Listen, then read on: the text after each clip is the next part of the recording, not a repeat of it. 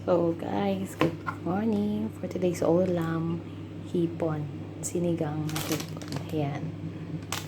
So meron na tayo ditong ingredients na talong, sitaw, syempre yung ating onion, and tomato, and kangkong. Ayoko ng ibang radish. Ayoko nun so wala na nun. Ganun lang yung aking sinigang. So, magpapainit na tayo ng tubig. Pakuluin na natin to para mailagay ang kamatis at saka sibuyas.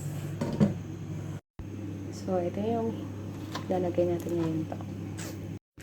First ingredients, sibuyas. Ilalagay na natin sa kumukulong tubig.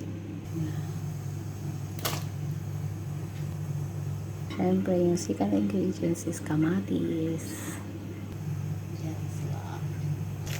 Talagyan na natin si hipon, syempre, para maglasa na siya. Syempre, patis pampalasa. Syempre, lalagay na natin to yung ating mga gulay.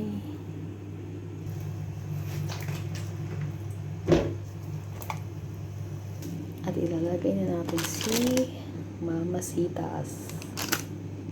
Pero hindi ko ibubuhos lahat. Tatansyahin ko lang kasi ayaw ko din masyadong maasim. So, yan siya. Lalagay natin si kangkong.